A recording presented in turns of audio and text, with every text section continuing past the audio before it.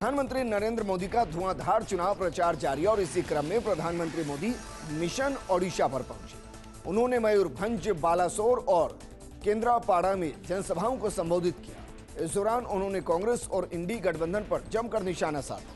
प्रधानमंत्री मोदी ने क्या कुछ कहा, आइए आपको सुनाते हैं।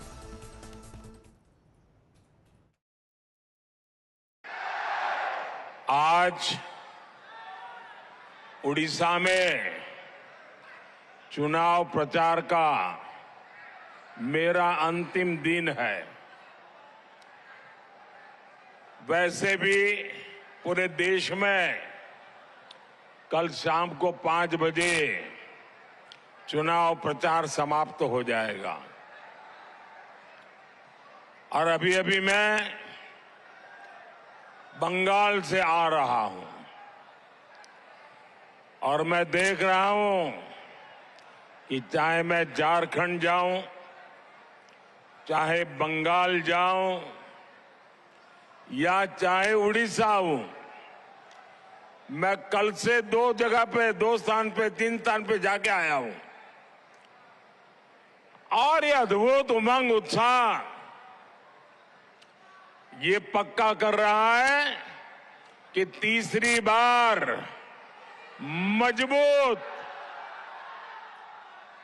मजबूत मोदी सरकार बनना तय है।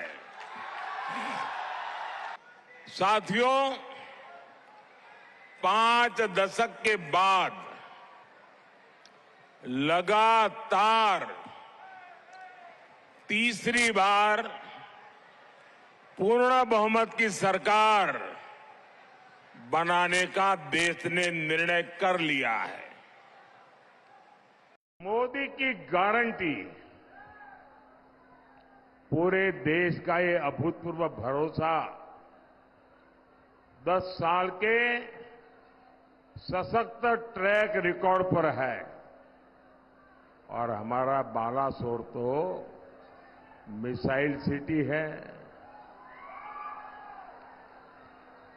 10 साल में भारत की मिसाइल पावर कई गुना बढ़ी है। आज हम ब्रह्मोस मिसाइल विदेशों को निर्यात करते हैं। हमारा चंद्रयान वहां पहुंचा है जहां कोई नहीं पहुंच पाया। भाइयों और बहनों, 10 साल पहले लोगों को लगता था कि घोटालों को रोकना असंभव था। 10 साल में बिना घोटाले की सरकार मोदी ने चला करके दिखाई है। आने वाले 5 साल में विकास और विश्वास, एक नई रफ्तार देश को देखने का अवसर मिलेगा। मेरी जो चुनावी सभाएं रही हैं, उड़ीसा में भी अनेक बार आया हूं। आज उड़ीसा की मेरी ये आखिरी सभा है और ये सुखद है कि भगवान बलदेवज्जू और माता सुभद्रा के आशीर्वाद के साथ ये पड़ाव खत्म हो रहा है। मैं इसको पड़ाव इसलिए कह रहा हूं क्योंकि 4 जून के बाद उड़ीसा विकास के एक नए सफर पर निकलने वाला है और आज मैं आपके बीच आया हूं, इस पवित्र भूमि पर आया हूं, तो एक चीज देने के लिए आया हूं और एक लेने के लिए आया हूं। जो लेने के लिए आया हूं वो आपने मुझे देना पड़ेगा और जो देने के लिए आया हूं वो मैं आपको बता दूंगा। बताऊं? जो लेने के लिए आया हूं आप देंगे? देखिए, सबसे पहले मैं लेने वाली बात कर दूं। मैं आप सबसे आशीर्वाद लेने के लिए आया हूं।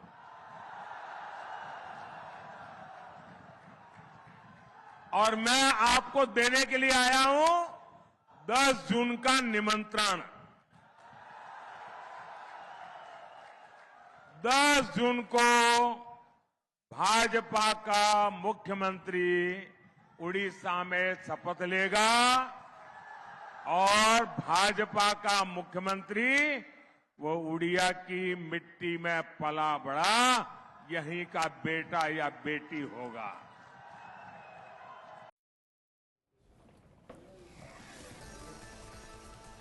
वहीं प्रधानमंत्री नरेंद्र मोदी ने पश्चिम बंगाल का भी दौरा किया। उन्होंने मथुरापुर में रैली के दौरान टीएमसी सरकार पर जमकर निशाना साधा। उन्होंने बंगाल के विकास और कांग्रेस काल के भारत का भी जिक्र किया। प्रधानमंत्री मोदी ने कहा कि टीएमसी बंगाल की पहचान को खत्म करने में लगी है। ये बंगाल के मठों और साधु संतों तक को नहीं छोड़ रही। टीएमसी इस्कॉन, रामकृष्ण मठ और भारत सेवाश्रम जैसी संस्थाओं को गाली दे रही है। इनके गुंडे मठों पर हमला कर रहे हैं। 500 साल बाद अयोध्या में प्रभु राम का मंदिर बना। राम मंदिर हमारी आस्था का केंद्र है। टीएमसी के लोग राम मंदिर को अपवित्र बताते हैं। ऐसे टीएमसी कभी भी बंगाल की संस्कृति की रक्षा नहीं कर सकती।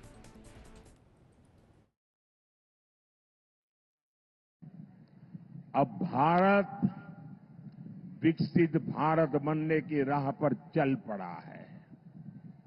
अब आने वाले 5 साल स्वर्णिम भारत के निर्माण में निर्णायक भूमिका निभाएंगे।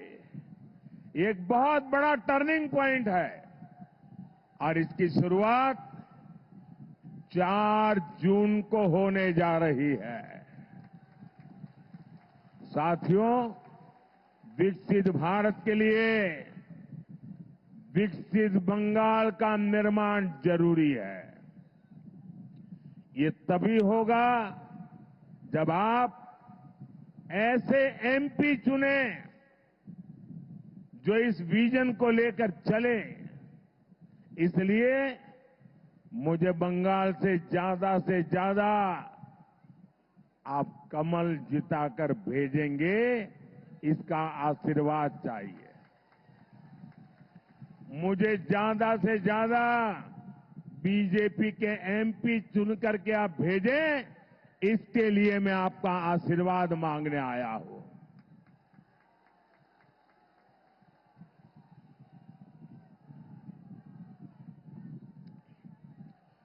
मैं आपको भरोसा देता हूं, मैं आपको गारंटी देता हूं, मैं विकसित बंगाल बनाने के लिए पूरी ताकत लगा दूंगा। साथियों, टीएमसी और इंडी जमात वाले बंगाल को विपरीत दिशा में लेकर जा रहे हैं। वहीं केंद्रीय गृह मंत्री अमित शाह ने आज उत्तर प्रदेश में मोर्चा संभाला। अमित शाह ने देवरिया, बलिया और सोनभद्र में जनसभाओं को संबोधित किया। इस दौरान उन्होंने मुख्यमंत्री योगी आदित्यनाथ की तारीफ करते हुए कहा कि योगी ने स्वच्छता अभियान से मच्छरों को समाप्त किया। ये इनका स्टाइल है और इसी स्टाइल से उन्होंने माफिया भी खत्म कर दिए। आज प्रदेश में मच्छर और माफिया दोनों का ही सफाया हो गया। विपक्ष पर हमला बोलते हुए शाह ने कहा कि देश पाकिस्तान के एटम बम से डरने वाली कांग्रेस के हाथों में सुरक्षित रहेगा या पाकिस्तान को मुंहतोड़ जवाब देने वाले नरेंद्र मोदी के हाथों में, ये जनता को तय करना है।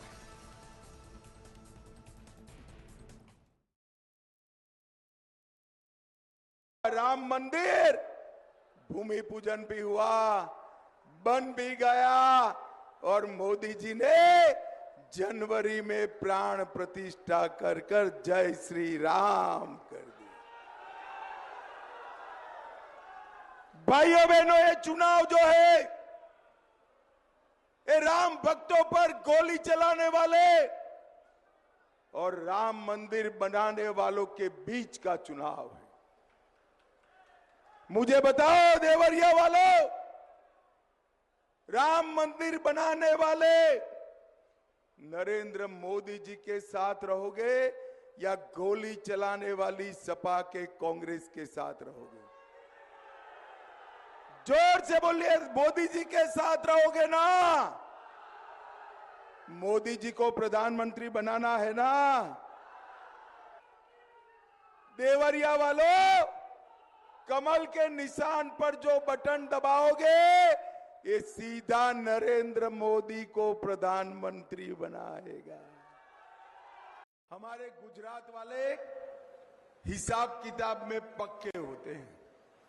वो कहते हैं कि एक ही काम करने से 3 काम हो तो वो काम तुरंत कर देना चाहिए।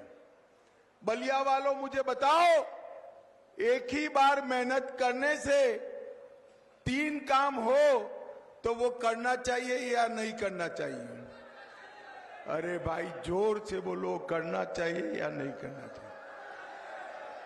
देखो, ये नीरज शेखर को आप वोट दोगे, नीरज आगे खड़े रहना, जरा आगे आइए आप। नीरज शेखर को वोट दोगे तो एक ही बार वोट देने जाना पड़ेगा ना, मगर काम 3 होंगे। पहला काम, नीरज सांसद बनेंगे। दूसरा काम, मोदी जी प्रधानमंत्री बनेंगे। और तीसरा काम, चंद्रशेखर जी को श्रद्धांजलि देने का काम भी होगा। तो भाइयों बहनों, एक बार वोट देने से 3 काम हो जाएंगे। आप करोगे या नहीं करोगे? अरे जोर से बोलो, करोगे या नहीं करोगे? भाइयों बहनों, पूरे देश भर में लोकसभा का चुनाव होने जा रहा है।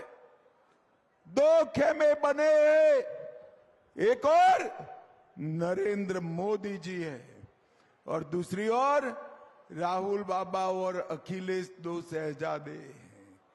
ये दोनों के बीच में सोनभद्र वालों ने तय करना है किस देश की कमान किसको सौंपनी है। एक और इस सपा कांग्रेस, जिन्होंने 12 लाख करोड़ के घपले घोटाले किए, और दूसरी ओर भाजपा और अपना दल है, जिसके नेता नरेंद्र मोदी जी 23 साल से मुख्यमंत्री प्रधानमंत्री है, पर इन पर 25 पैसे का भी आरोप नहीं लगा है। भाइयों बहनों, 25 पैसे का।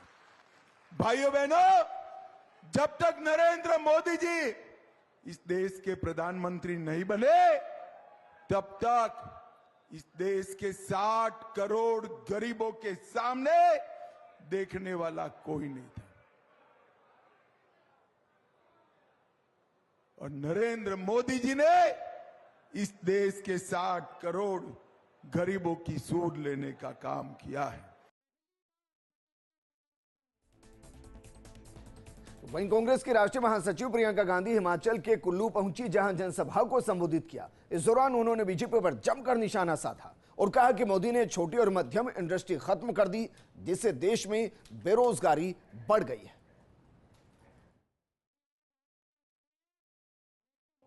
आपको गहराई में समझे, प्रदेश की समस्याओं को समझे और दिन रात एक किया कि आपकी ये जो समस्याएं हैं, इनको हल कैसे करना है, आपके जीवन में तरक्की कैसे लानी है, यही उनका मकसद रहा।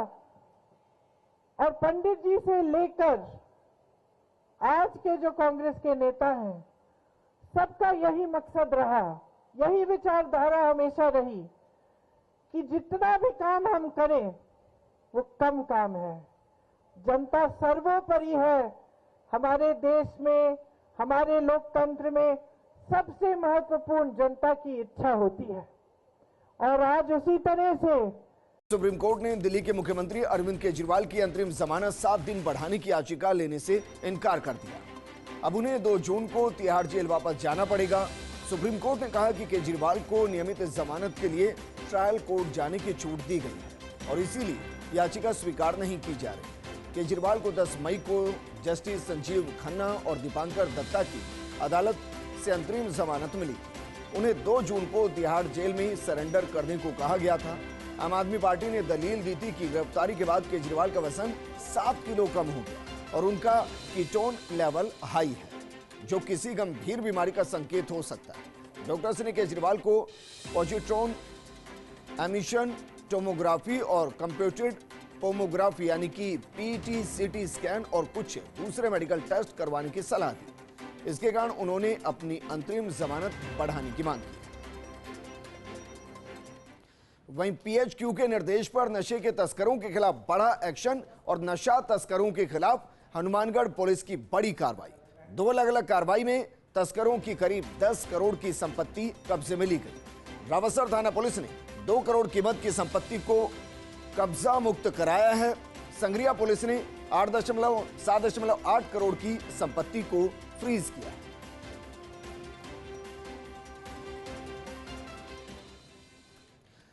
विश्व हिंदू परिषद के अध्यक्ष प्रवीण भाई तोगड़िया राजस्थान प्रवास पर हैं और ऐसे में उनकी तरफ से भीलवाड़ा में पत्रकार वार्ता को संबोधित किया गया। उन्होंने वार्ता में कहा कि इस बार का लोकसभा का चुनाव पूरा होने जा रहा है, एक चरण बाकी है। इस बार चुनाव में पिछले चुनाव के मुताबिक कम मतदान हुआ और ये चिंता का विषय है। कम वोटिंग का प्रमुख कारण मतदाताओं में उत्साह का अभाव है। उत्साह का अभाव विभिन्न राजनीतिक दलों के प्रति विश्वास भी डिगा है। ऐसा काफी मात्रा में लग रहा है। कल जो एक दल में था वो रातों रात दूसरे दल में शामिल हो गए। राजस्थान में उसके उदाहरण दे सकता हूं। लोकसभा का चुनाव पूर्ण होने जा रहा है, एक चरण बाकी है। इस बार चुनाव में पिछली चुनाव के तुलना में कम मतदान वोटिंग हुआ है। यह सभी के लिए चिंता का विषय है। कम वोटिंग का प्रमुख कारण मतदाताओं का उत्साह का अभाव है। उत्साह का अभाव विभिन्न राजनीतिक दलों के प्रति विश्वास भी डिगा है। इस बुलेटिन में फिलहाल इतना ही, लेकिन अब आपको जाते जाते छोड़कर जाते हैं फिल्म ऑपरेशन मूनलाइट के धमाकेदार टीजर के साथ। दरअसल 8 जून को राजस्थान के अपने OTT platform first India plus entertainment पर फिल्म ऑपरेशन मूनलाइट रिलीज होगी। तो फर्स्ट इंडिया प्लस एंटरटेनमेंट पर फिल्म ऑपरेशन मूनलाइट देखना मत भूलिएगा। नमस्कार।